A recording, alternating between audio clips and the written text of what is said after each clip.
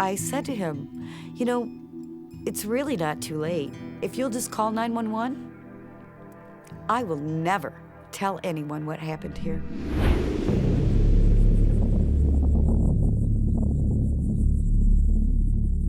I was a single mom with 3 kids when Don came into our lives.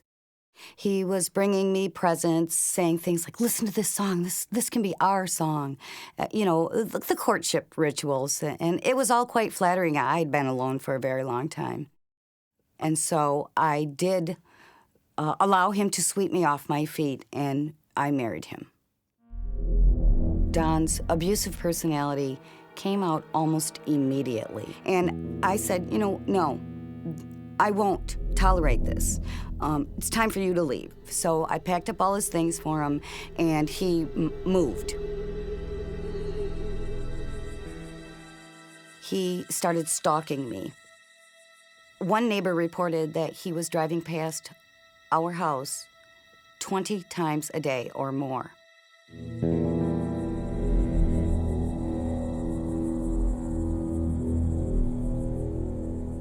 The next thing that happened was Don called and asked if I would like to go on a date with him. He wanted to repair our marriage. He wanted to fix things. And you want to stay married. You don't want to fail. So I agreed to go on this date with him. We went to the local fundraising fair that they have in that tiny community every year. And he got drunk. And because he was drunk, I refused to ride with him and decided to walk home. I got to this spot where there was no way off of this road, and here he came with his van. Don was a wrestler in high school, a champion wrestler. He had extreme upper body strength. He dragged me by the hair and on my back to his van. He opened the door, took a step back, and swung me around so I entered his van feet first.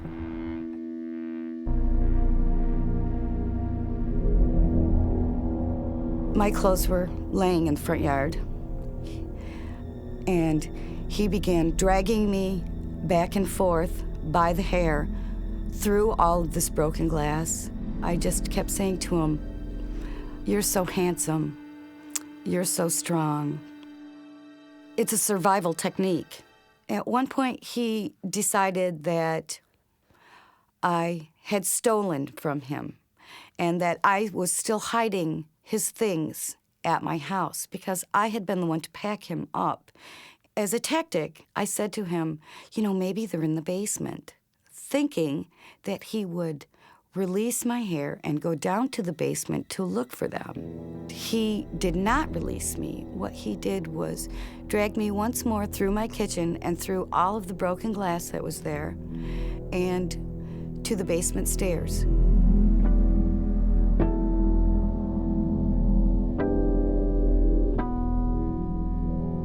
The pain of that, bouncing down the steps on my damaged back, was so intense that literally I couldn't see.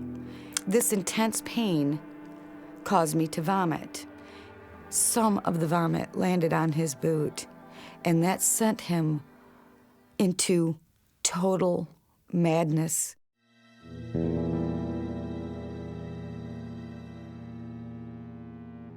I could no longer run away. I couldn't move. I couldn't cry. I couldn't call out for help. I was done. That was it. That was the end of human endurance. It was all I had. Sometime during the afternoon, I heard him get up, and I heard him rummaging around in my house, and I heard him calling my name. And he said that he loved me, and he said that he would see me later. After he left, I was traumatized. I didn't even think of calling the police. I only thought of cleaning up the mess so that no one would ever know.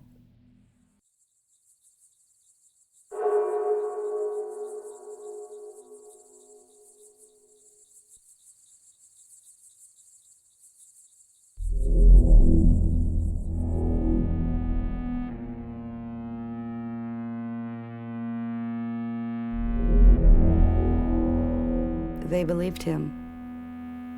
They believed him.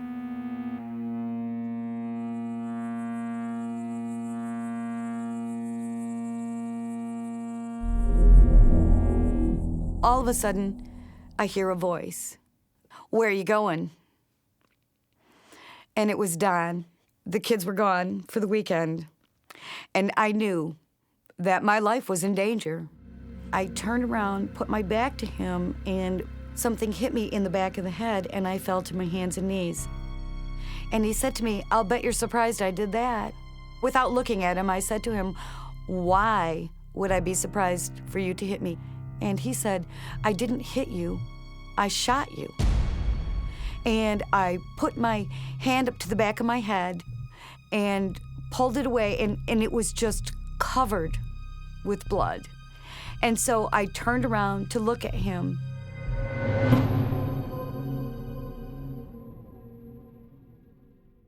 I never heard the gun, but I watched the bullet come out of the end of the gun and watched it spiraling towards me, and it hit me right between the eyes.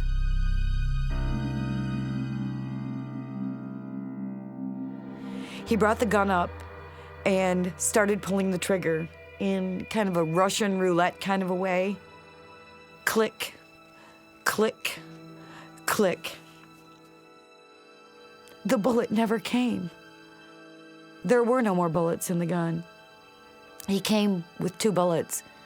I believe that his intention was one for me and one for him.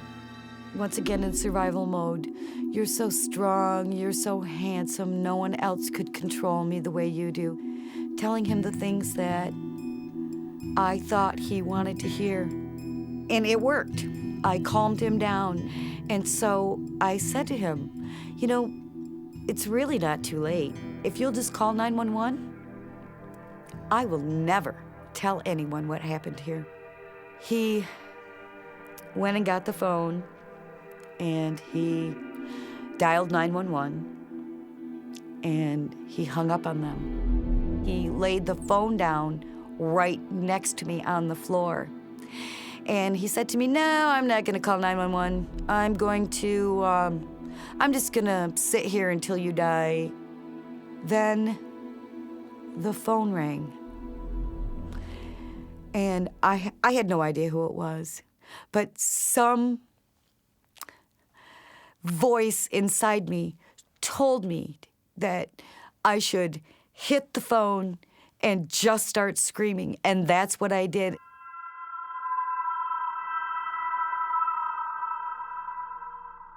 However, what it did for Don was drive him right back into insanity.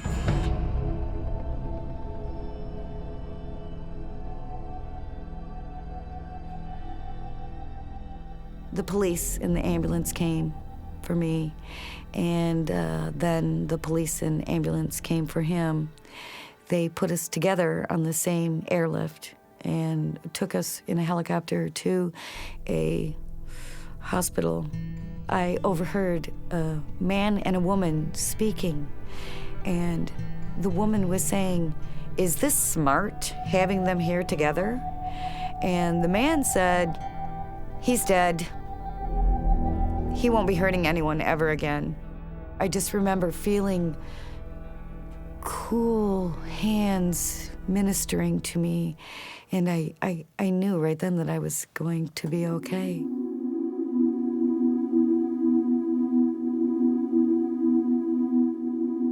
What they told me was that when I got to them, that there was not enough blood left to justify human life, that the bullets, when they had hit me at full velocity.